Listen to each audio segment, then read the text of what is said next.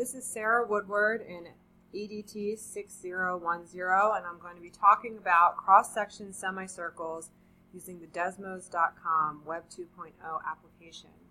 So this is a skill that is taught at the very end of the AP Calculus course, and it's a skill that students have a difficult time kind of grasping, because what they have to do is go from two equations and visualize how these two equations in 2D space, which you can see here as the tan circle, can be used to make a 3D shape. And the question would sound something like, suppose this area between these fx and gx is the base of a semicircle. What is the volume of the shape? So they have a difficult time seeing where the semicircle comes into play. So this is really nice because you can type in both of the equations, and this aligns with problems from the textbook. And then you can kind of look at the cross sections, and as you increase the number of cross sections, you see that the shape becomes more like a half sphere.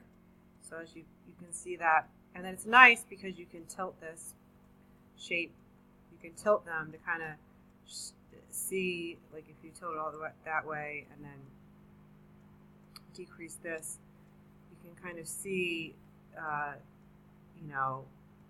what those look like from different perspectives. And that's the closest that this program can get to being in 3D, kind of looking at that alternative view, like kind of like you're turning your head from side to side. Also, you have this concept of lower bound and upper bound, and right now these two graphs meet. They don't always meet, but they do for this. Well, usually they do for these types of problems. But let's say they didn't, you could kind of show the shape. Well, we're only going to be looking between, let's say, only like the quarter sphere, like 0, that would be A would be 0, B would be right here. So you could visualize that, and that would be another way for the students to see visually what that looks like. And I think this is an excellent tool because they can use it on their homework to visualize. This aligns specifically with a few problems from the textbook. It aligns with section 8.3, problems 1A, 2A, and 5, where the base is a semicircle.